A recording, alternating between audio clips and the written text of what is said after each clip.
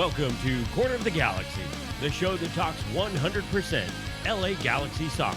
We're glad you could join us. Now it's time to sit back and relax as your hosts navigate through the twisting, turning, but never boring world of the five-time MLS Cup champion LA Galaxy. Hello, everybody, and welcome to Corner of the Galaxy on cornerofthegalaxy.com. Josh Guesman along with Britt Pergl tonight. We have a bunch to talk about. The LA Galaxy fall again at home. That's nothing new. But maybe we're starting to feel a little bit differently about this team. Maybe the hope and the start of the second half that everybody sort of had about this team, maybe that's starting to fade quickly. Is it time to pull the plug? That's something we're going to ask. We got bunches of calls that you called into the Corner of the Galaxy hotline.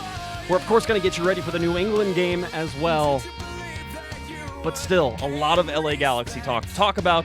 And to help me do that today, back in studio again, Miss Britt Pergl. Britt, how's it going? Pretty good. How about you? You know, I'm hanging in there. Yeah. Not bad. Long day. But I think we're ready to talk some soccer. At least 60 minutes of soccer, that's for sure. So let's see what we can start with as we go down the road. Obviously, we're going to get into some Zlatan talk. I know people are already still clamoring. They want to know what's going on because it's been quote-unquote quiet, which I agree with that. So we'll talk a little bit about that. But the LA Galaxy losing 1-0 at Vancouver. This was supposed to be, Britt, the start of everything wonderful. The start of everything, you know, the sort of the rebirth of the LA Galaxy. They're getting guys healthy. The guys are back on the field. They're playing against Vancouver, a team who really they probably should have matched up well against and who was missing, I think, 6 players to international duty whenever it all came down to it. So they were missing a whole bunch of players. The Galaxy only missing Gyasi Zardes. The only injuries remaining on the docket for the LA Galaxy, Baggio Husidic and Sebastian Lletget. Jose Villarreal still injured, but not long-term. Hopefully something soon.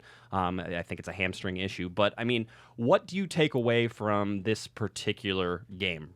So it's very easy to get tied up in that whole, oh no, the sky is falling because this team still isn't winning at home. But I think it's time for some concern because one of the main excuses that kept coming up is, hey, we have so many people out. This isn't our first team. And I mean, granted, there's still a couple missing pieces. Most of those pieces are back, and I think it's definitely concerning that they still can't get it together. Yeah, it seems. Let's see. I try to find a good word for it because there were parts in the second half there where I was ready to fall asleep. There were parts in the first half I was ready to fall asleep. Same. There were parts throughout most of that game I was ready to fall asleep. But there were also some positives, and even listening to some of the things that we've heard from, you know, in terms of the callers that I think we're going to have, there were positives. There were some positive passing sequences. There were some positive sort of looks from the team, but it still falls well short of being attractive. Right, agreed. Creative. I wouldn't use either of those words to describe this line. I mean, nope, the lineup was creative. We'll get there, but I don't think anything on the field was necessarily creative. Yeah, and one of the biggest questions of for the LA Galaxy has been who is going to be that creative force, and whether it's going to be Giovanni Dos Santos or whether it's going to be Roman Alessandrini. Those are the two guys who are sort of shouldered with that task. But so far, and especially in this game, this is the game that shows you what happens when Roman Alessandrini isn't 100%. Right. You don't get the goal production that you need out of the Galaxy. Galaxy did, you know, they don't really get outshot in this game. The shots were very even, but the problem is that the LA Galaxy had 60% of the possession. Vancouver had 40% of the possession, but the shots and the shots on target are basically the same. Right. I mean, I keep going back to this lineup with this defensive-minded team. Moving defenders into the midfield isn't necessarily going to help going forward. Right. But at the same time, there were points in this game where the whole front line was standing literally in a line. I don't know if you saw it, where we had Romney and Diallo on the outsides, and then like the whole front line was just right in line with them. And like I could hear yelling from the press box. And it's just move. And it's like, well, there's nothing going on here. Yeah, and it's a common theme. Here's the lineup and the way it came out, and we talk about the surprise with Ashley Cole, but Brian Rowe in goal, which Brian Rowe had a decent, good, solid game. I had no issues with it whatsoever. It wasn't one of those where it stuck out and it was a red flag. So Brian Rowe. Yep. Good job, passing great, fine. Bradley Diallo, Daniel Steres gets his first start, I believe, in 54 days. So the last time he played was against San Jose in the 4-2 win up at San Jose. I think everybody remembers when the Galaxy were winning road games and winning games in general. It seems like so long ago. It was 54. memory. Yeah, it was. So you had Joao Pedro, and then you had Jelle Van Damme next to him, and you had Dave Romney at left back, which of course gave the option of moving Ashley Cole into the midfield, which everybody looked at and said, how is that going to work? So what did you think when you saw the lineup come out with Ashley Cole? I definitely thought the same thing, and then after a few conversations in the press box, it made sense. Like, hey, let's kind of move minutes around. Let's not waste a sub on our defender, and then that didn't happen. So I don't know. Yeah, it was so in my expertise here.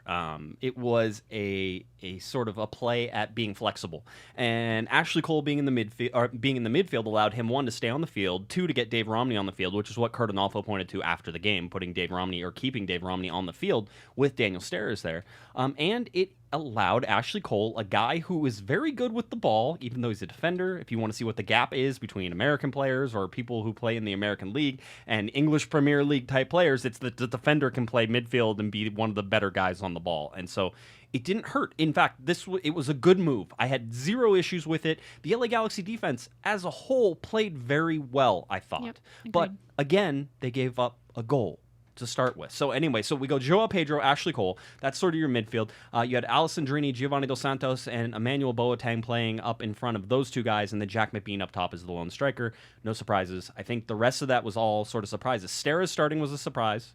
Yes. I didn't think he was going to be fit enough to go 90 minutes, and he did. Yeah, I have no complaints. No, he played really well. Actually saved the Galaxy a bunch of times, and allowed Van Damme to actually get up into place, which I don't always think is a great idea, but it happens more than... The more I think about it, this team, from our angle up in the press box, it looked like there were just two straight lines that were kind of looking at each other, almost like an elementary Red Rover type situation, where but that's what happens when you put Joao Pedro and Ashley Cole in the midfield. There's none of that movement forward, and I pointed it out yesterday that Joao Pedro was playing that center defender role a few times.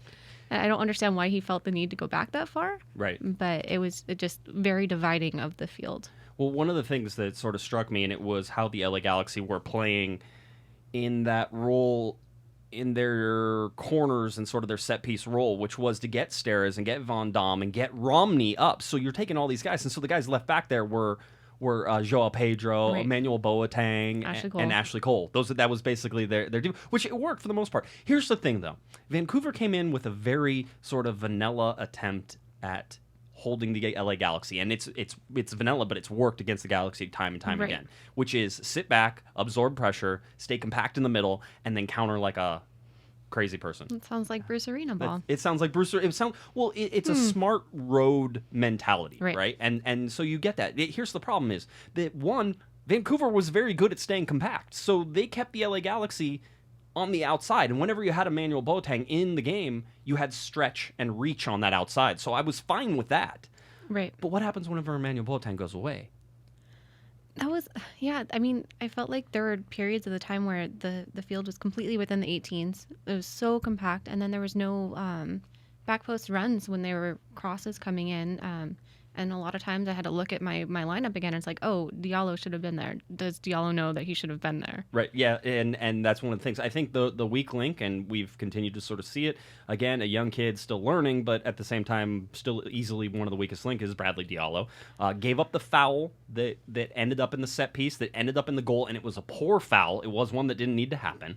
And that's the sort of thing that I expect to see, he needs to get better at. We need to see some growing opportunities. We talked about the first half and how all these young kids got all these opportunities to do things. And now that they have done these things, they should be better for it, and they should be playing better. But I don't know if you can just flip a switch in the second half and say all of a sudden it's all better. I don't think I would give Diallo the blame for this one. I think it might be, was he given the proper instruction to make that run with this different lineup change? Like, was he coached properly in doing this? And I think that kind of goes along as you were going about the young players and what they're doing is, are they getting those fundamentals that they need to keep growing into these positions?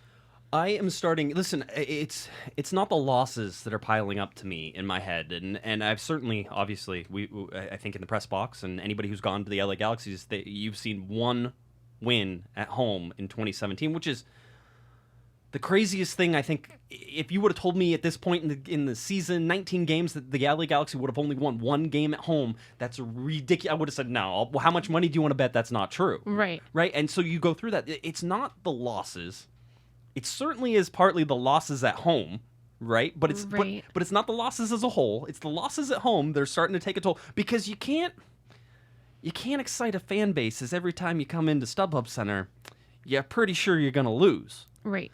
And that's what's happening with the LA Galaxy right now, is that expectation is that they can't win at StubHub Center. And I think it's got to be getting into their heads, even though they say it's not getting into your heads. We talked to some of the guys afterwards. What'd you think? And well, I mean, we brought that up in the questions, and every time it's hey, no, this isn't in the back of our heads, but at the same time, they answered later questions with, hey, we need to start winning games at home. So it's definitely in the back of their heads if they don't want to admit it or not, which might actually make it worse because now it's this thing that no one wants to talk about or address, but it's just going to keep happening. Yeah, I was. It's a little telling for me. Ashley Cole didn't speak to the media afterwards.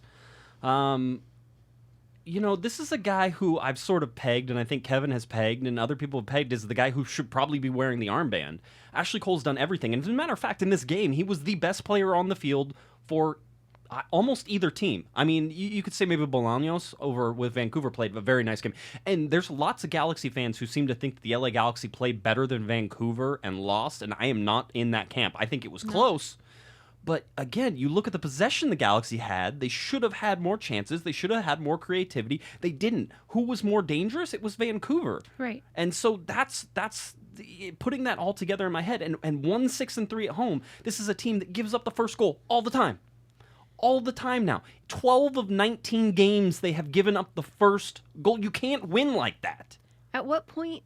Because, I mean, it's been almost every press conference. Because, I mean, you and I have seen a lot of like losing press conferences this season at home with Analfo saying, "Hey, we need to learn, we need to get better from this." And it's like, has that happened? Again, okay. So as I got sidetracked and tangent by the Yes. things, it's not the losses that are killing him. It's the fact that it doesn't seem to be adjusting, growing, or giving anybody, including the players, fans, front office, any sort of positive indication that something is going to happen. Not even a glimmer in his eye. It's not even like Bruce Arena in that Colorado game, the famous Colorado. They're in Colorado. I think they're down like 2-0 or 3-0 at halftime. And Bruce Arena comes out. He talks to Kelly Tenton. And he says, "I think we're going to see what this team is made of." And that was it. Bruce dropped the mic. He went and sat on the bench, and those boys came back and they won that game. And that was the turning point, right? There's nothing. Where is that? And I don't like to talk about fire. I don't like to talk about like heart and things like that. These are professional athletes. I expect a certain amount of effort from them. Right. But these guys seem like they're dead inside. I mean, we had that moment earlier in the season where, I mean, Analfo benched Yella, but I don't see like a pinpoint thing that, I mean, obviously I'm not in the head coach's position, so I'm not going to have that full access to be able to pinpoint things like that, but I don't see any game-changing, season-changing moments like that happening. No, and I don't feel like it's... when Curt Analfo takes the stage now, and he's ready for the press conference, and granted, after a loss, there's a certain subdued nature to everything, or at least there should be in most cases. I don't know if anybody was like high school athletes. If you lost and you were on the bus and you're traveling home, nobody talks, right? That's the rule. Nobody's allowed to talk. With Curt, he comes in, and he looks like a guy who's been beaten down. Right. And the players look that way, too. It's like, I don't... And these guys certainly say they don't have the answer, but they're starting to say things that makes me think that they have answers to it, and it's starting to point to Curt Analfo. Yeah. So again, now the third time, it's not the losses that are starting to add up, it's the fact that he's going to lose the team. And that was the problem real close against Chicago, where we said, hey, if they lose this game, he's probably gone, right? And they're losing 2-0, they come back, blah, blah, blah. It was the same in the Philadelphia game. Then they go on the road, and they win those games in a row, and it's like, oh, everything's better. And winning does fix things, Britt, but you have to win games, and you have to feel positive in order to win games, and it's like this vicious circle. Because winning is the result of fixing things. Like, it's not that winning fixes things, because you have to fix things to win. So, yeah, I get that terrible cycle thing. It just, something has to has to break that cycle. Somebody has to break the cycle. Somebody has to be, involved. Again, one of my biggest criticisms of Jelle Van Damme this year is he doesn't seem to be willing to grab everything by the hair and say, "Hey, we're Jelle Van Damme in the hair." He has none, but you know what I'm saying. The whole thing. He needs to grab this team, and somebody needs to grab this team. And I thought Ashley Cole was grabbing this team. And that's the thing, that Jelle is one of the more vocal players on the field, but he's also like kind of more reserved in the locker room. I don't know if it's just us going in there, but at the same, like, every time there's a mistake on the field, I look to see what Jelle does, and it's always like hands up in the air, shaking his fist at someone. And he very, very rarely does that to any reporters that ask him questions. So Jermaine Jones a little fired up though in the post game media scrum there. So there's certain things to Jermaine Jones, and obviously I think we're gonna have some callers, and we're gonna get to some of those callers here right now. But some of the callers saying, Jones comes in and everything deflates. There's something to that. I think there is, but at the same time, if there's a guy who could grab this team and smack it around, it might be Jermaine Jones. Right. And I think if you're expecting Jermaine Jones to be the savior of this team, that's a scary proposition. You need to look at your team. Yeah, you need to look at your team. This team right now, and certainly you have to go back to Jack McBean missing the 3rd minute open header that could have changed the game. You're up 1-0. He was in. Diallo, great pass. Everything happened for a reason. It was perfect. Everything's there. Jack McBean misses it. I could see it like replaying in his eyes during the interview after the game. Like, he just kept replaying it, I'm sure. No, and I think he's upset, and that's great and fine, and I like the kid, and I want him to succeed. Everybody knows that I'm Team Jack, and nobody will ever let me not be him that anymore either. But I mean, the Galaxy, and I've said it for a while, the Galaxy need a striker. Right. They probably need a striker now. If they go after Zlatan, they're not going to have a striker now. Right. They're going to have a striker later, and maybe a striker later. Maybe a striker later, and so you go through all those things. But for me, it's just lack of creativity. I mean, you can fault Jack McBean for not creating a whole bunch of things, but when he got the ball, how many Vancouver players were around him? 3 or 4? Yeah. And then he's trying to combine with Giovanni Dos Santos. They almost did a couple times. There was some great... Again, there's some positives here we saw. There was some great touch passing. There was some great movement at times. And then there was just absolutely nothing. Right. Whenever I'm keeping track in the press box, I tend to write down things like when things happen, you say, what minute did it happen? And you sort of give a brief description. Right. And so I'm doing that throughout the game, and I'm going, and then in the 30-second minute, I write 30-second, and then it was halftime. And I'm like, what happened to the last, 10 minutes? The 12 minutes, they all just disappeared, and it was horrible. And the Galaxy got a lot of possession in places it didn't matter, and a lot of pass completion in places it didn't matter. And when it did, in the final third, they had nothing. And my big thing now is it a midfield thing, or is it a striker thing, or is this team just not good enough to compete in Major League Soccer? I mean, I hate to keep going back to the same, hey, it's Analfo, but like the more I think about it, the more examples I get. Like, this team hasn't had time to train consistently, so if you're going to change the lineup like this quickly, then they haven't had time to practice it. And so then, of course, there's going to be issues all over the field with connecting, and of course they don't have, I mean, It definitely is a forward issue. That creativity is not there, but there's no one getting the ball up to whatever forward's playing, so it's not like you can say, hey, we're doing... I'm trying to think of a position where it's, hey, the Galaxy's doing a good job here. Defense, maybe. The defense was very solid last night. The goal they gave up was over Jelle Van Damme. There were 6 defenders on the field last night, so... you would expect the defense to play a little bit better. I would expect them to do well. Hey, if Nigel de Jong was in there instead of Ashley Cole, you wouldn't say there were 6 defenders on the field in there. Are you giving Joao Pedro a defender role? I am, because he was further back than Van Damme for half the game. Well, if we're going to say that, Giovanni Dos Santos picked the ball up almost inside the 18-yard box many, many times. Again, one of the criticisms of Gio is that they can't even seem to find him in places where he could be dangerous, although him and Roman Alessandrini cheating to the inside. This is where we got in the second half. This is where it all sort of stopped, is you got Boateng off the field, you got McBean off the field, you put Jones in there, you got Lassiter, and you lost any width that you had.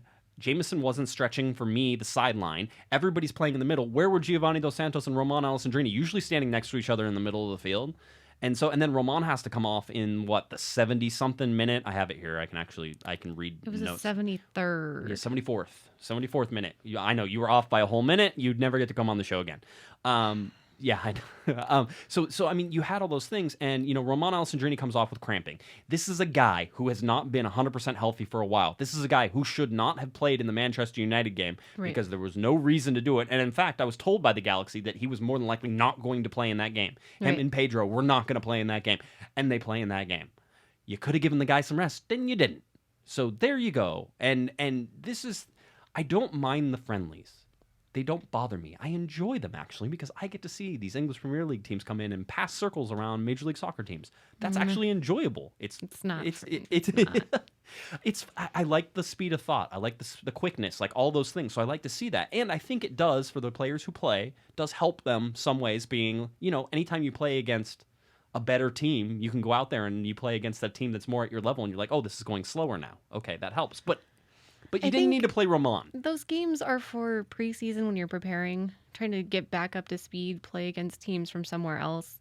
In the middle of the season, it's just not necessary. And I mean, I don't know, maybe it's just the MLS 1.0 fan in me. It's like I don't really need to see another reason for people who are more fans of the EPL than the MLS to say that this league is better than MLS. Somebody asked in the chat room, C. Green in the chat room says, Uh-oh. I don't like this question, but it needs to be asked. Are we good enough? Are the LA Galaxy good enough? Are they good enough to compete in Major League Soccer? Who are they better than right now? Who should they beat? Yeah. They should have beat RSL. They should have beat RSL. Well, RSL went up and smacked Portland in the mouth, right? Right. And listen, first of all, it's Major League Soccer. Anybody can beat anybody on any day. Right. You saw Seattle come back from 3-1 down to go, to win 4-3 over DC United. DC United should have never been in that position. They're not that good, but they were, and they collapsed. And so Major League Soccer is that way. But right now, for the LA Galaxy and who they have on the field, I don't think they're good enough. I don't think they're anywhere near good enough. Now, I don't think they're like 7 pieces away. Right.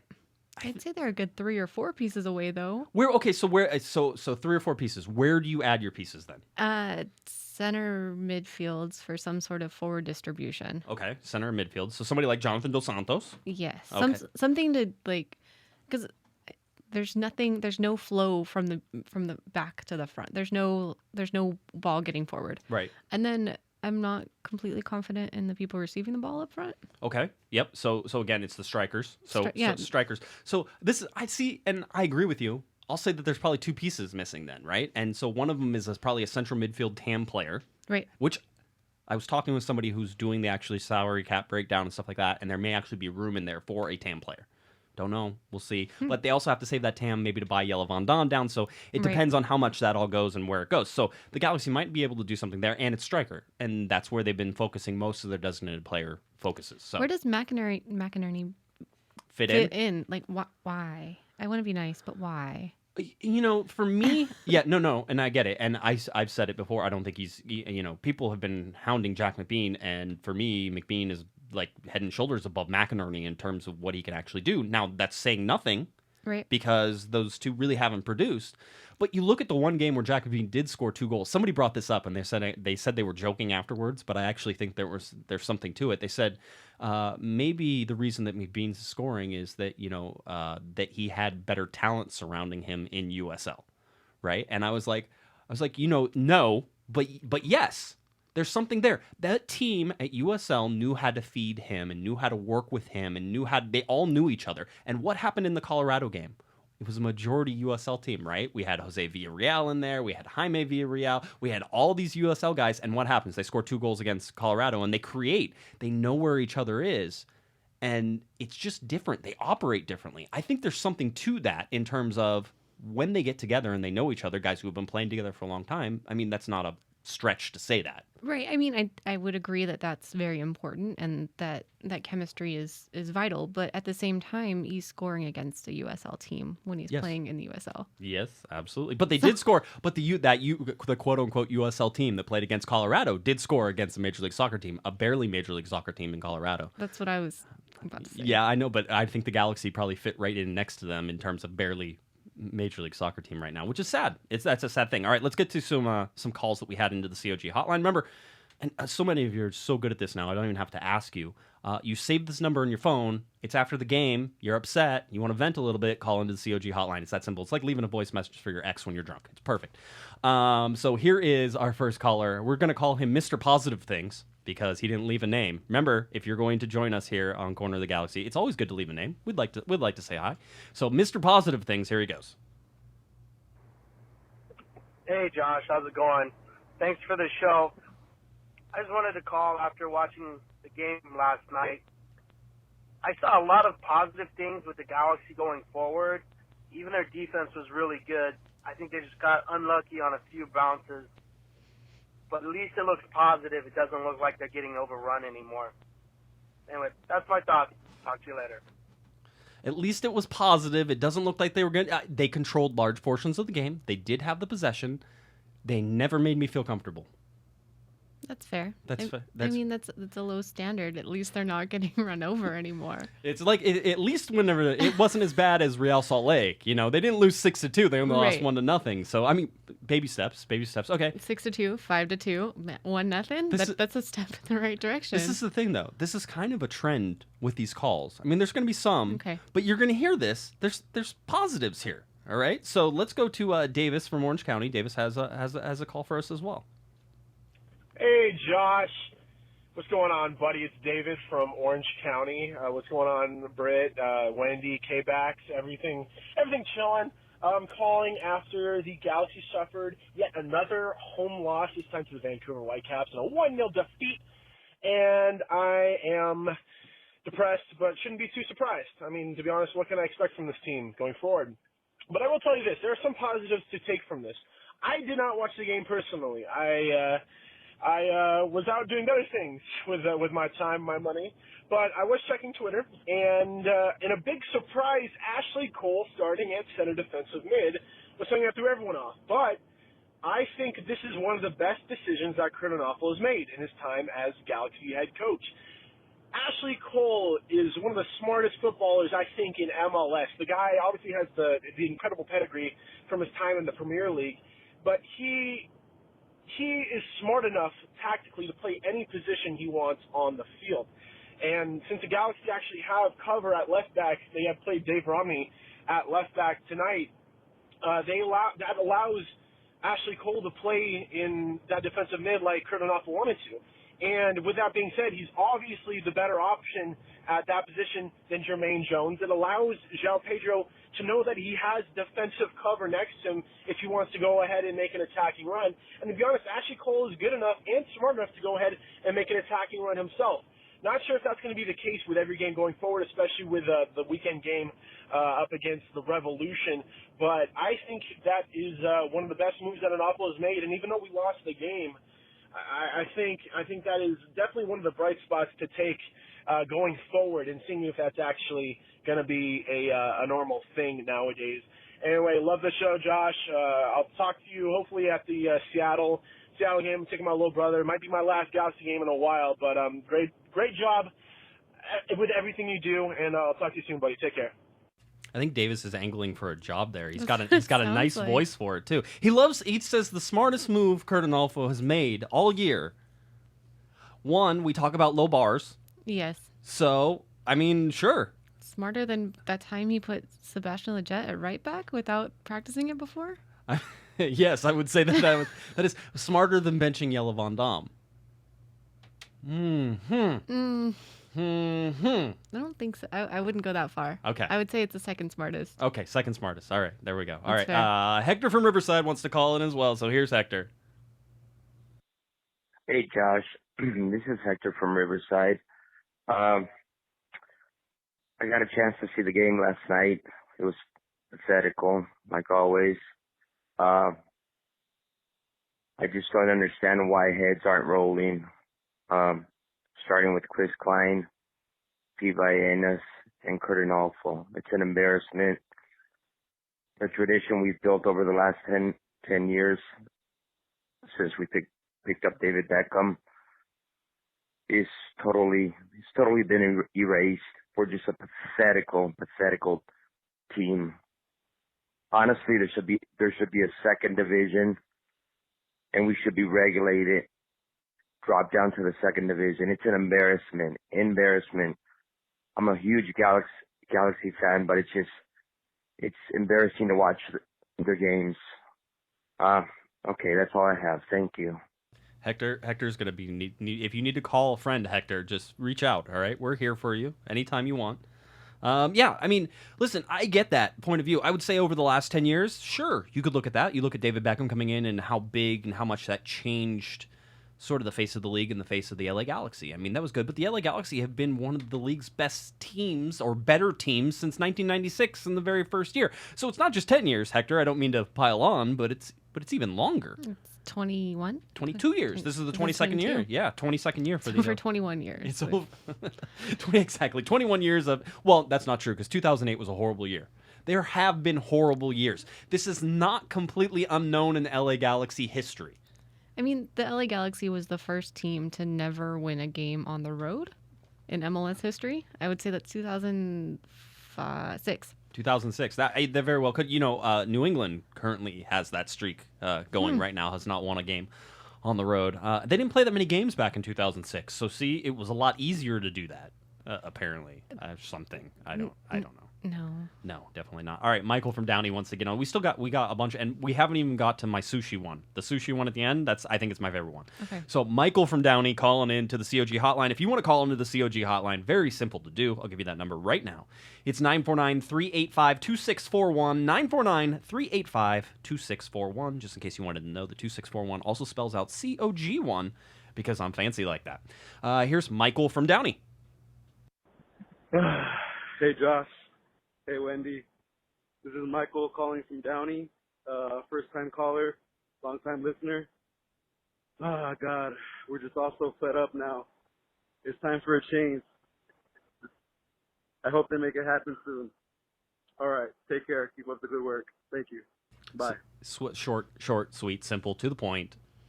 I think it's safe to say that we both hope it happens soon. I think I want a change. Yeah. I think a change. I don't know what change fixes everything. I don't know that firing Cardinalfo fixes this team. I know everybody would really like that, and I think that it's warranted at this point. But I don't think Analfo would know anything to change this team that would fix it either. Or he hasn't shown it as of yet. I think here's the problem. Let's get into front office mindset for a second. All right. Yes. Front office. This is not Josh mindset. This is not Britt mindset. This is front office mindset. Front office mindset right now is that the LA Galaxy were injured all throughout the beginning of this season. At one point, they had up to 12 players missing. That nobody prepares for that. Nobody wanted to see the younger players play that much. They thought they would get some minutes. They didn't think they were going to play that much. So Cardinalfo really hasn't had a chance to implement any plan that the LA Galaxy have had since this offseason. A plan that, by the way, Bruce Arena was going to implement if he was still here, apparently. That was one of the things people talked about. Chris Klein says it's like ripping off a Band-Aid. They ripped it off, and now the... Which Band-Aid? I don't know. Is it the Bruce Arena Band-Aid? I don't know. Whatever it is, the Galaxy are bleeding through many holes in their body right now. That's sort of how it's working. And they could... I mean, listen. People have said, hey, if you're trying to get Zlatan, there's two things that are hurting you right now. One is the Galaxy suck, and two, that Cardinalfo is your coach. I spoke to a former MLS player who told me there was no way that Zlatan Ibrahimovic would come and play for Cardinalfo, or that Cardinalfo could even coach Zlatan Ibrahimovic if he was here, because he can't handle Jelle Van Damme and Jermaine Jones. Do you have the quote from Gio from yesterday? I do. I'll play another one and then I'll bring it up. I forgot about it, but I have somebody send it to me on Twitter and I can pull it up. Basically, he addresses something very similar. That's why I brought it up. Let's get to Josh in Redondo Beach, who's probably on a flight to Real Salt Lake or to Salt Lake City, because he's usually either one place or the other. So Josh from Redondo Beach calls in, so let's hear from him. Hey Josh, this is Josh, also calling from Redondo Beach, but getting back on a flight to Salt Lake City tonight. I don't know what to say. I mean, I'm honestly depressed with this one. I will say this, despite, the inability to actually make an attack or develop a full-on play to try to shoot at goal, I do think that Ashley Cole had probably, the official game where we can say that he deserves the armband. I know Kevin Baxter's been saying this for a long time, but, I feel like this game settled it. He's the only one that plays with heart, the only one that actually covers, his mark, his area. And I honestly, wouldn't mind seeing him being the captain and the new leader of this team. But it is what it is, and I really need that number that Kevin was talking about for suicide prevention. I'm just kidding, but thank you. Love the show. Bye. All right, remember, we're here. COG hotline doubles for anything you need us. You call us, we'll talk you down off the ledge from your MLS ledge. All right, but doesn't think Ashley Cole can handle or maybe he can't. He didn't talk to the media afterwards. He's a guy who should be talking to us. Not that is an indication of what happens on the field, but if you're a guy who takes responsibility, then you don't mind talking to the media afterwards. I mean, did we ever get a reason as to why?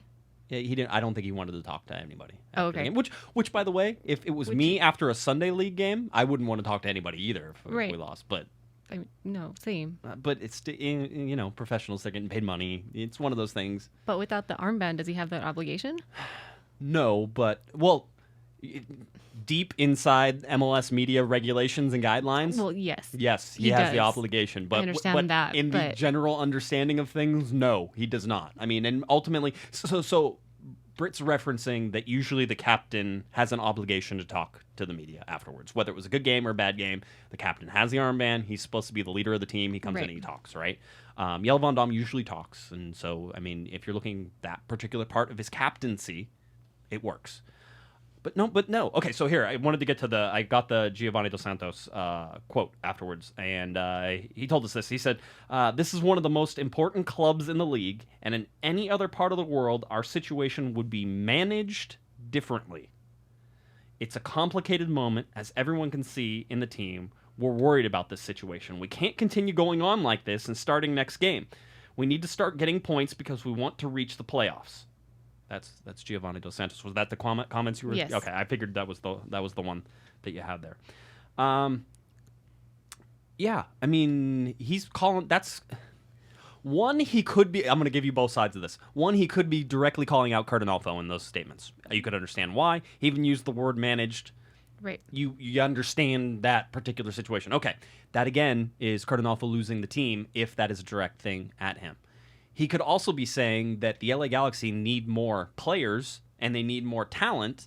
And he could be saying that the way the whole situation, which is the lack of talent or the bad results they've had because of the lack of talent, the whole way that's being managed is not correct either. But who does that go to? Well, and that would probably go front office. Even so Klein and Vahenis and Analfo. We'll put Analfo in there, but the Riot Squad had a Three Blind Mice tifo up at theirs, and the Three Blind Mice were Kurt Analfo, Chris Klein, and Pete Vahenis.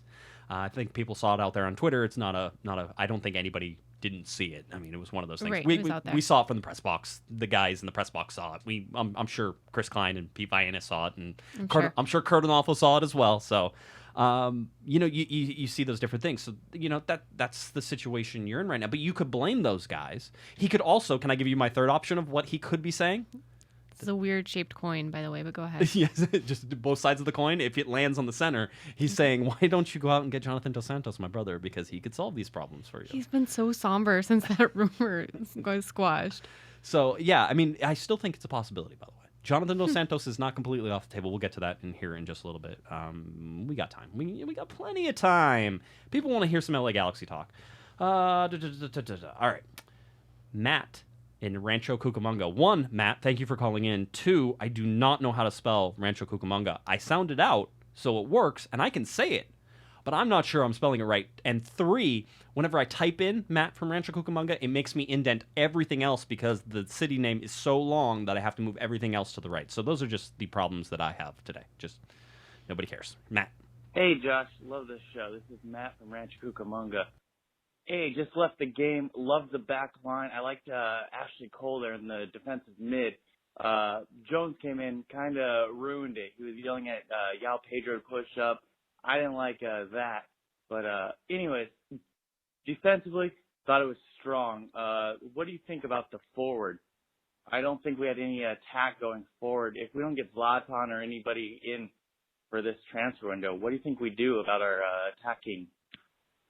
Cool. Thanks again. Love your show. Keep it up. See ya. All right, Matt and Rancho Cucamonga, thanks for calling in, Matt. What do we think the LA Galaxy, did they have to go out and do something? I mean, whether it's this season or next season, whether it's for now or for the foreseeable future, they have to make a move. That's the weakest link right now, right? I think you can't, it would be difficult to ask anyone in the organization or anyone that cares about the organization if things are fine right now. And by not making that move, they're saying that things are fine right now. Right. I mean, and I think you're right, and they should see that the house is on fire. Right. If it's not fine, the house is on fire. It's burning down. The upstairs is gone. You have a chance to save the downstairs if you bring in the fire department, but Zlatan can only carry so many hoses, basically. Right. I think. I don't know. I don't know sure. where that. Well, yeah, I know. Rancho Cucamonga. Say that 5 times fast. They're mocking me in the chat room. All right. Good. All right. Here is Brian. Brian calls in, and he wants to talk to you, Britt, about sushi and hepatitis A. So here is Brian. It's great. No. This is good. Sushi and hepatitis A from Brian. Brian, thank you for the story. I've listened to it now, I think 7 times, and I still love it. So here we go. Brian. Hey, Josh, it's Brian. So we had a sushi place a while back that ended up importing some fish from Asia that had a little bit of hepatitis A in it, and they have to shut it down, get medical waivers, and clean everything up. And then once the restaurant finally opened back up, the entire chain was not as filled up as it used to be. Nobody wants to go there just because of the perception that it was just really, really bad. And looking at the attendance for tonight's game, 17,000. I know it's a midweek game, and people are going to say that, but it was just a midweek game. It's okay, but I really think that attendance was indicative of the fans' feelings towards the club right now. I mean, you can see it with the supporter section too. I mean, the 3 blind minus FIFA was amazing. And with the loss today, I mean, we lost to a team that was 2 ranks above the Galaxy in the West, just 2. We're not even above the red line. In fact, now we've dropped 1 more because RSL managed to beat a team that was 5 places above them. And if I remember correctly, it was 4-0. And they had 7 people out on injuries. I mean, it's absolutely insane to me. And I can't fathom in any universe how this Galaxy is just losing the way they are. It makes no sense. Positives though, I mean, Sayers was back and damn, he rocked into the defense tonight. That guy was something else. I think he prevented at least 2 goals. That and there was a little bit of continuity going up top, but outside of that, they got to pick it up. All right, Brian, with his sushi. See, I told you. I won't have sushi for at least a few weeks now. Brian's going to make sure everybody does it. Brian, you could have at least given us the sushi chain name because I don't want to go there. I mean, they had hepatitis. But by the way, it was just a little bit of hepatitis A, as he said. Just a skosh. Just a nibble. I don't think that's how that works. I don't think that. No, that's not how it works at all. So, Brian, everybody, hey, thank you so much, everybody, for calling in to the COG hotline. You guys were excellent. Great calls, great takes. We appreciate it. And again, if you want to call into the COG hotline, you put it in your phone right now. It is 949-385-2641. 949-385-2641. We move on now, Britt, from the game. All right, are we good? We can put it away. 1-0 loss. No, just another loss in terms of the LA Galaxy. That's a problem. I mean, yes. the only thing that we really missed was sort of talking about Jermaine Jones and how he played, and I think it was forgettable. I think we did a good job talking about that one. Okay, and Giovanni Dos Santos' play, how he looks so much faster and so much better against Manchester United, and then he comes out against Vancouver and they have his number. Is that anything we need, or is that just par for the course? Yeah. Par for the course. All right. Onward and upward, then the LA Galaxy. We got a little bit of LA Galaxy news to go over, and then, of course, we're going to get you ready for this New England game coming up over the weekend. LA Galaxy news, we start with Chicharito. He has been rumored to be linked to the LA Galaxy. I believe that I did a fairly good job of telling everybody that Chicharito would come only and when and if he wanted to come. He does not want to come, and he has signed with West Ham in the English Premier League, so he's now a West Ham player. Was he ever a realistic LA Galaxy target? The answer to that, to all the listeners, you know that already, it's no, he wasn't, but it was nice to be mentioned, all right? Sometimes you don't win the award. Sometimes it's just nice to be mentioned in that award, so the LA Galaxy get that sort of mention. Gyasi Zardes has been playing better for the U.S. men's national team. Actually scored a goal, got called offside, and in typical CONCACAF fashion, Britt, it wasn't offside. He actually should have got the goal. Right. So his confidence starting to build. A little Bruce Arena maybe has fixed his head a little bit. Is that? Yes. That's a concern. Yes. Mm-hmm. Yes. And why would that be a concern? Because, I mean, Bruce Arena is not going to be at every LA Galaxy game in practice to pump his friend up. Like, Yeah. I mean, maybe he can text him beforehand, be like, or they can FaceTime right beforehand, not like on the field. Jossie can get the phone. there's some dependency issues happening here that I'm just going to cut off. But anyway, I mean, listen, it's an indictment again of perhaps the instruction that he's getting Right. with Cardinalfo. I mean, the absence of Robbie Keane is a big one in this sense, I believe. He had a great mentor in him, and I don't think he has the same kind of attacking-minded mentor here. Right. No, yeah. There doesn't seem. Does it seem like the LA Galaxy lacks some mentors? Yeah, absolutely. And the players that needed the mentors before are now in that mentoring position. Where I'm thinking of like a Gio DeSantos, like he's becoming one of the older players on the team. So he should be in that mentoring role. Yes, exactly. But he still needs that support. But he still is the guy. Well, Gio is. This is a Gio specific example, but I mean you could talk about Giossi the same way.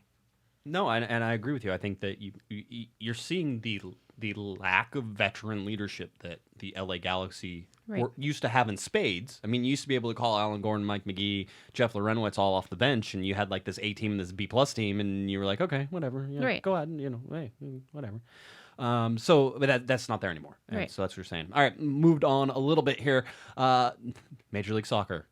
Announcement today. They made it official. Everybody knew it was coming. Now we have a date for that arrival. Video assistant referee to enter the league on Saturday, August 5th. All right, the league made it official that starting on games on Saturday, August 5th, and in compliance with the procedures outlined by the International Football Association Board, that the fifth member of the refereeing crew. So there's actually a fifth person. They're used to the four referees. Is it a robot? It is a robot, probably with robot hands and robot arms. Yes, and offside, or whatever robot voice you'd like to put in there. He is up in the booth and he gets all the broadcast angles, everything that is available to him, and he can help in 4 specific game-changing situations. And I will give all of the wonderful people those 4 specific game-changing situations. That way, whenever people go, they should review that. You calm down, everybody. This is the only 4 things. Handout cards. Yeah, this is reviewable. This is not. There's actually the reason that we got this announcement today is because Howard Webb, who is in charge of this implementation with Major League Soccer, he's actually doing a online video call for media. Saw that. And I'm like, I want to watch that. I want to see what this is going to be. But he's actually doing it to educate media on what it is. That way, then hopefully we can turn around and educate other people. I don't know. I just want to know, on Facebook today, somebody said that they should fire Cardinalfo, they should fire Pete Vagenas, they should fire Chris Klein, they should fire Dan Beckerman and AEG, and they should fire all the media. And I thought that was kind of rude to be grouped into that. But I also told them, well, I'd respond to this, but you just fired me. So, yeah, it was fair. So anyway, these are the 4 game-changing situations after that nice little tangent. Goals, penalty decisions, direct red cards, okay, and cases of mistaken identity. I saw that, like credit card fraud. Yes. But exactly, no. Credit card fraud is somebody stole Yellow Von Dom's credit card. They went to Target, they bought $150 worth of kitty litter, and now Yellow's upset. And now you have video replay. They get yes, they can go in the Target and they can see the person making that purchase, and they can go back and exactly, that's what it was made for. So anyway, that's what's happening. That is going to come up on August 5th. Yes or no, good or bad? Where do you stand on VAR? By the way, everybody's going to call it VAR, so just get used to it. Right. I am all right with this change. I think it's kind of where the international game's going, and I think for MLS to be a competitive league, they need to keep up with it instead of, hey, that American league that's not as sophisticated as everyone else isn't going to have it like the rest of the world will at some point. So it's sort of, this is good to be the leader on the front edge. Yes, and I think having the season offset the way it is another big role as to why MLS is so involved in this right now. Yeah, and it also sort of indicates why they would be ready to implement it in the second half of the season, then from the start, because everybody else is starting up and it's going to start soon, all the other leagues around the world. I mean, I used to be the person who was dead set against playing through the winter and competing against other major American sports leagues. But the more and more I watch it and the more and more it happens, I start to move more and more towards a guy who's like, we need to figure out a way to play through the winter. And that's going to be very difficult, like places in Toronto where it'll be 17 inches of snow and minus 20 degrees with the wind chill. But it hurts this league, and in my opinion, it hurts the competition. I mean, imagine you could have had the LA Galaxy playing a preseason game against Manchester United. Right. That would have been fine, right? Nobody complains about that. Everybody's like, "Oh, this is good. I like this." We actually get to this is it's a lot more interesting to do it in preseason and both teams be in preseason, but it has far more reach than that because you look at CONCACAF Champions League and how it would line up the schedule better with Mexico, and then so you'd actually might have some competition with Mexico. Speaking of Mexico, I was thinking a 2-season league could be. Yeah, I think so. Mexico does that. The Bundesliga has a really long winter break, right, in between, so it is sort of split up like that. But they don't have like separate competitions like Liga MX does. So, right. So yeah, I mean, there's ways to do it, and you would have to have a long winter break. But I kind of like the Mexico. I don't hate that. You have a champion at the beginning. You get rid of playoffs. Well, kind of. They don't because they actually play the playoffs. They play playoffs. Yeah. So see, you don't even have to. People, come on. Why don't we get on this? Yeah. Just how do you switch though? That's always my thing. So the year that you're going to switch, how do you switch? You just roll it into a full, or do you have a really short season and then Yeah, that's interesting. Okay. Anyway, the season's way too long as it is right now. I will die on that hill. There are way too many games. There are a lot of games. Video assistant referee. Anyway, lots of people complaining about this, obviously. Yeah, of course. And it's going to slow the game down. We've seen it. We've seen it used in some other sort of test competitions and things like that. I would like the players to go through that training that the media is going to have to go through. So they can understand it as well? Yeah, so they don't... I mean, it's harder to argue. Here's the problem, though. This is my biggest problem. It's like goal line technology is wonderful because you can't argue with goal line technology. If the ball goes over the line, the watch goes off, that's it. There's no argument. There's no, you can't argue. Oh, no, it really didn't go over the line. No, it did. We know it did because that's what happens. The problem is that with video, there's still some guy sitting there going, did it go over the line? It looks like it went over the line to me. And everybody else is going, no, it doesn't look like it went over the line. That's ridiculous. So the whole thing. So anyway, we're going to learn more about these procedures. I just wanted everybody to know that it is coming August 5th. That's where it is. I have a Zlatan Ibrahimovic update, if you'll allow me. Sure. There's no update. There's very, very Great quiet. Update. Very, very quiet. If everybody... fervor, excitement, peaked with, oh my God, they might actually sign him, followed by complete silence. How long ago was that? There's a big announcement coming soon. Probably about 10 days, maybe. Yeah, I mean, and it's Zlatan. He once took a reporter's microphone and threw it into a river. So, I mean, they wanted to ask him a question, picked it up, threw it right in the river, which is great. I hope that he does that. Again, Zlatan's a big deal for me here at the podcast because I'm 95% sure I can get him on the podcast because he loves to hear himself talk. A lot like me. So we would have a lot in common. In fact, it would just be Zlatan's corner of the galaxy, and that would be... You guys would just talk at the same time.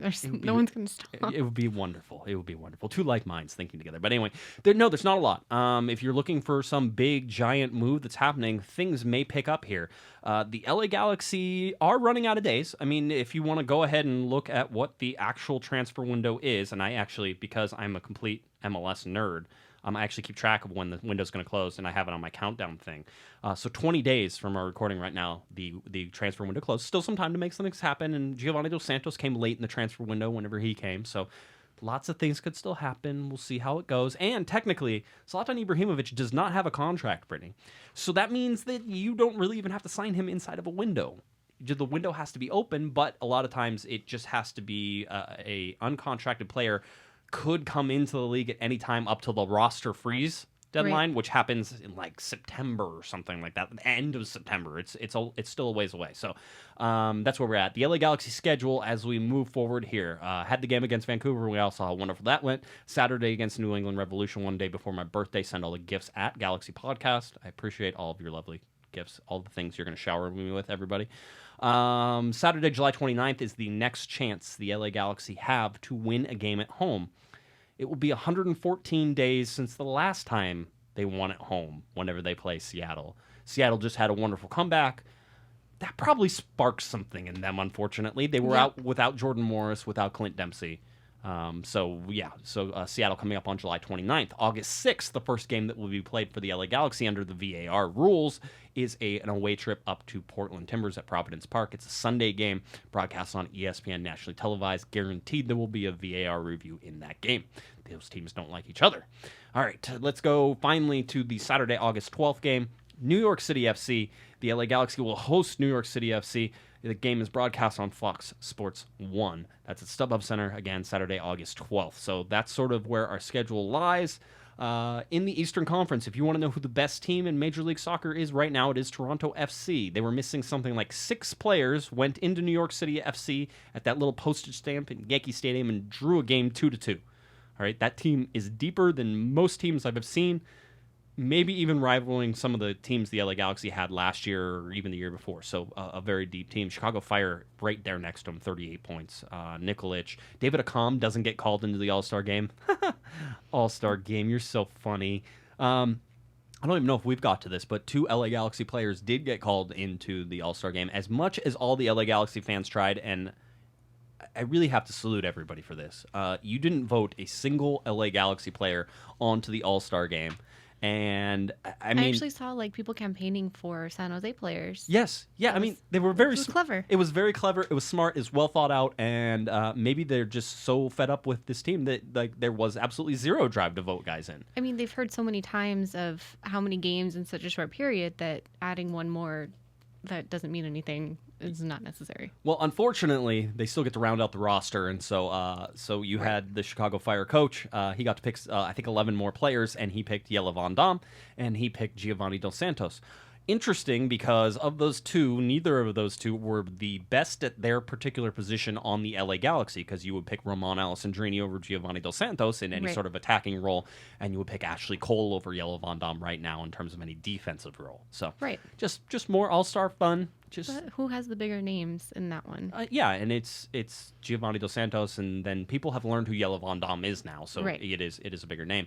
Let's see. I'm trying to think if there's anything important. Yeah, the LA Galaxy are 18th in the Supporters Shield race. They're, really right there. Right, just so close. 22 points they're at. They're being the bottom? Yeah, okay. Exactly. 22 points for the LA Galaxy, 39 points for Toronto FC. So they're just difference by inches, really. Just double the effort. It's fine. The LA Galaxy injury list is shorter, much shorter. In fact, we can talk about it pretty quickly. You have Sebastian Lletget, still out with his broken foot. You have Baju Husidic, who is still out with his broken leg, but is training with the LA Galaxy. Yep. You have Jose Villarreal, who I believe has a hamstring issue, and you have Diop, who has a hand issue. Those are your injuries right now. All right, so that's not bad, and I think anybody would take that. Suspensions. Yes, there are suspensions for this New England game. If you're playing along at home, Jelle Van Damme and João Pedro were both on yellow card watch. João Pedro picked up a yellow card, so he will not be available for New England. So hopefully he didn't have to travel with the team. That would be, you have to travel 6 hours to watch a game in Boston, and Boston this time of year is hot and muggy, and I don't want to go. I mean, I would have thought for sure Jelle Van Damme would have picked up a yellow card, because who wants to make that trip? I mean, if you're smarter, you pick up the yellow card, right? Yeah, exactly. So João Pedro, Jelle Van Damme, by the way, still on yellow card watch. So is it just a season long? For him, it is. He's approaching 8, so that's where he's already gone past his 5, and then you get 3 on your third. 3 after your 5 is another suspension. Oh, okay. Yeah, so he will get suspended again before the. I think he actually leads the league in yellow card. If your opponent yellow cards. Yeah, yellow cards. Yes, exactly. The yellow card thing. I got to figure out like a shirt or something for that's going to happen. That's also going to happen. A 500th episode shirt is in pre-production mode, and a 500th episode. Something is going to happen here. So everybody, if you want to hang in there, 500 episodes of Corner of the Galaxy across all our shows. So that's coming up. In fact, we'll probably pass it, but we'll have a 500th episode at some point.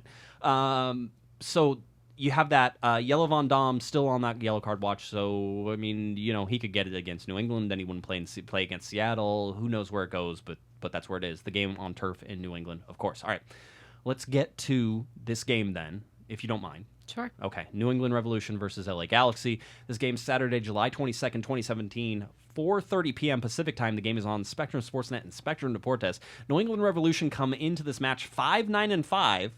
a worse record than the LA Galaxy. I would just like to throw, as much as everybody's been panning the Galaxy, New England are worse. I don't know if that's a good thing, being I think New England currently has 24 of 30 players fitted out on a roster and has 4 open international slots. So that's what you're competing against with right now. So, yeah, I know that should make everybody feel better. 5-9-5, 20 points, 19 games played. They are 10th in the Eastern Conference. All right, the Eastern Conference is a lot better than the Western Conference, by the way, but nonetheless, they're still 10th, and they still have less points than the LA Galaxy.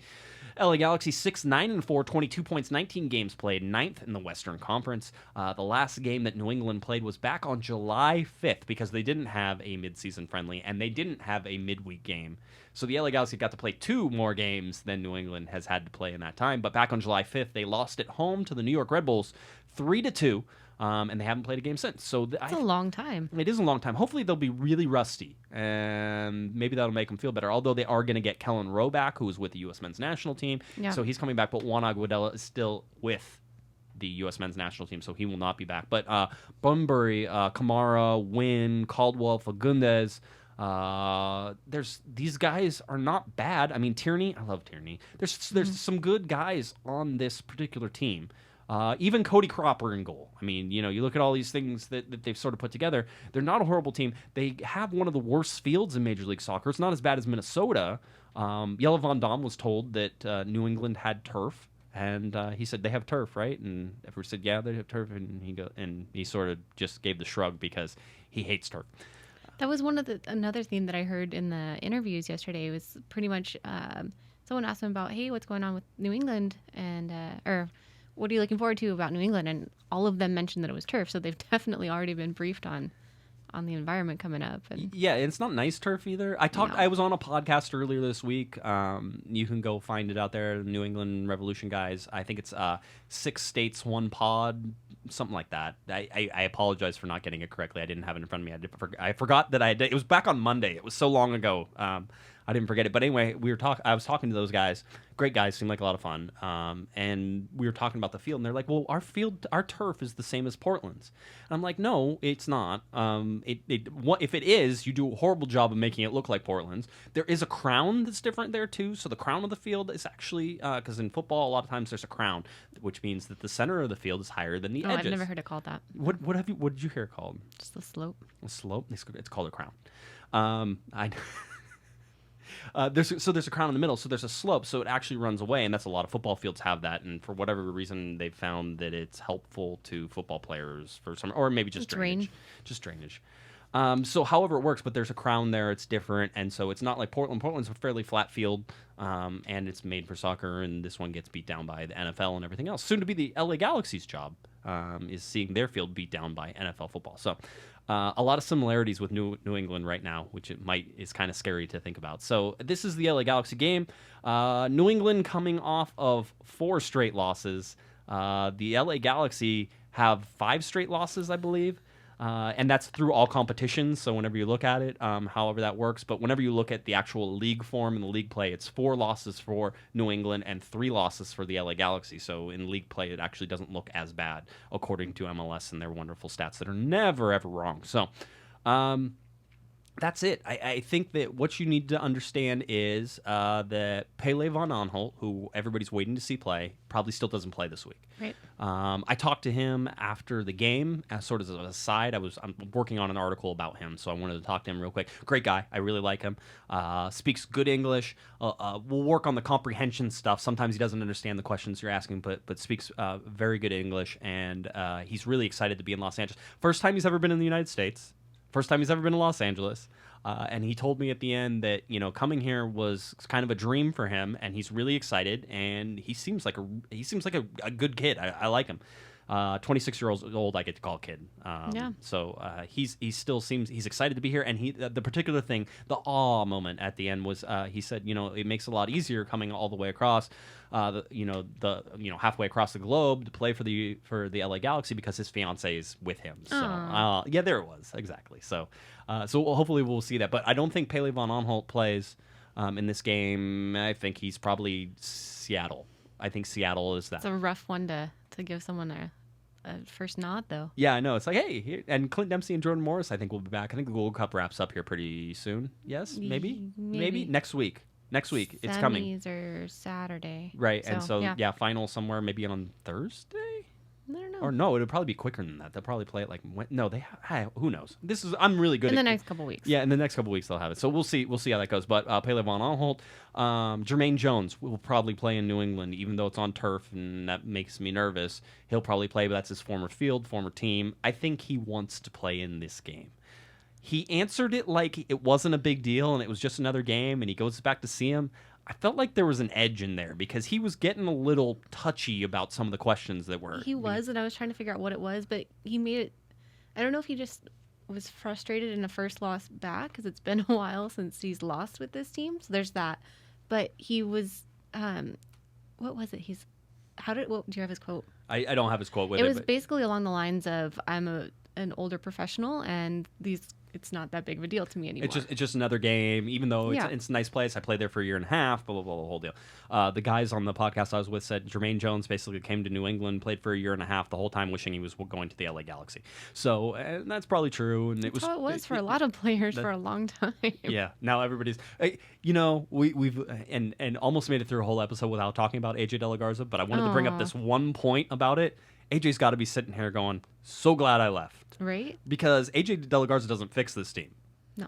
That's not the issue. No, that's the one place they don't have a problem. Right now, I mean, and they've sort of built that up. Granted, they had a problem at the beginning of the year, and it may have helped a little bit, but he doesn't solve their problems right now. Right. So he's with the team that is actually in contention and playing and doing things, and he doesn't have to worry about the current dumpster fire that is turning into a forest fire that's soon to develop over Los Angeles right when LAFC is coming in. Which is interesting because if you're thinking about a kid to fill in a position, I would probably put money on it working better offensively than defensively, but somehow it's worked offensively this year. One of those things. The LA Galaxy, I guess, can develop defenders and the attacking players. Well, a lot of the attacking players end up getting drawn out of the academy and going to other places, so it makes some sense, the whole thing. All right, so that's it. I mean, if this game, again, 4:30 p.m. Pacific time, Time Warner Cable Sportsnet, Time Warner Cable Deportes, Time Warner Spectrum Sportsnet, Spectrum Deportes, I will never get over that change. It's going to be interesting. The Galaxy have they actually have the best road record in Major League Soccer. They have more wins than anybody else. So 5-3-1 away. So, I mean, that gives you some confidence going into it. You would hope that if there is going to be a reaction, Britt, if there is going to be anything, if these guys are truly mad or if they just don't care anymore, because you're getting to the point where they've lost so many games that it eventually is like, I'm just going to show up and collect my paycheck. And you can almost understand that. I mean, you keep getting beat down, you keep losing, and if you think it's not your fault, right? If you think it's the coaching or you think it's the front office, you think you don't have the talent, you're eventually going to just mail it in. And so if there's an answer, it comes against New England because you have to. You're going to get a week off and then you get to play Seattle at home and you have a chance to actually do something again in front of actual home fans. Right. I mean, it's hard to get pumped up for a bottom match. Yeah. I don't know what to call this. Yeah, the Battle of the Awful, I guess. Yeah, the cellar dwellers. That one. But I don't know. Sorry, you threw me off. Go ahead. No. It's exactly that. It is, a battle of futility if you want. It is everything that sort of the LA Galaxy haven't been, which is battling for positions at the bottom. But if you're going to see a reaction, if something's going to turn around, it has to happen, and it has to happen probably in this game. And if it doesn't happen in this game, it has to happen against Seattle. So I remember what I was going to say. It was the breaking point. So if something doesn't happen this weekend, it's got to be a breaking point. Like if it's similar to the 4th of July game at all, that's got to be like a breaking point for this team. Something has to happen. Then, right. then you have to have a reaction to that, right? But here's the problem: is you're asking a team that just played on Wednesday to travel 6 hours across the country, which we know is never easy. And if you go to MLS stats, you know that it's harder to win on the road than it is at home. Don't tell the LA Galaxy that because they have completely bucked that trend, however they did it. So you're going to ask them to make that reaction and to do that against a team that's been resting for 2 weeks. I mean, there's a lot of things here that tell me the LA Galaxy loses this game in New England and that it's probably not much of a competition. It might be a competition for the first 45 minutes, and then it's going to be done. Give me a score prediction that is sure to be wrong. Everybody holds everybody to these, so this is a big deal right now. Yeah, I think it's going to be 2-2 is the first thing to come to my head. 2-2. 2-2. Not a 3-3? No. Okay, so not a 3-3. Definitely a 2s. Okay, so a 2s game. I think the LA Galaxy lose this game. I think it's 3-1. I think they keep it together for a little while. I think New England scores the first goal because that's been proven right through 12 of 19 games for the LA Galaxy. And then I think the LA Galaxy will somehow find a way to equalize and somehow be pulled into this game only to give up a counterattack and a quick goal that goes 2-1, and they will fall into oblivion. They will put their heads down, and they will let New England walk right past them for the third goal coming somewhere around the 89th minute.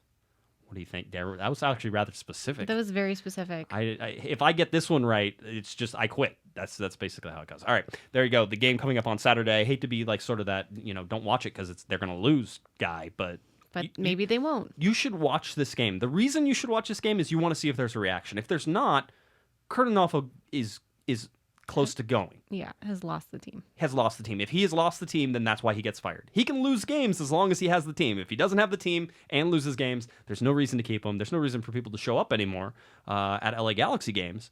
All that stuff goes down the tube. Season ticket renewals are coming up. They don't have anything. Why would you? I mean, anybody, you sort of sit there and go, okay, show me something. Show me something you've done. Right. Make it positive. And so this is the turning point. This is that positive. We'll see how that goes.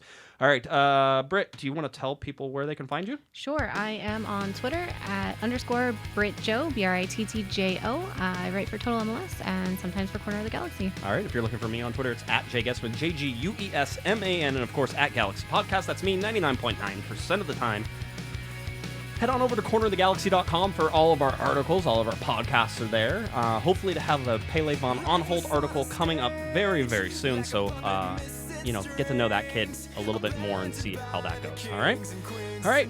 For Miss Britt Pergl, I'm Josh Guesman, and you've been listening to Corner of the Galaxy on cornerofthegalaxy.com. Have a great one, everybody.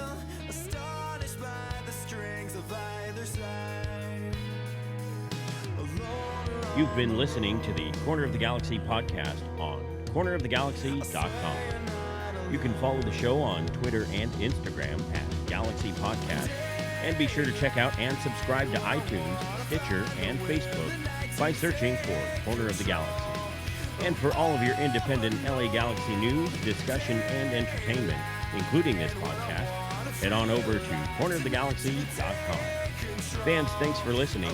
We ask that you be kind and courteous to your neighbors as you leave the podcast. We thank you for joining us and look forward to seeing you again. Until then, I'm Michael Araujo, and on behalf of the entire Corner of the Galaxy crew, goodbye, everybody.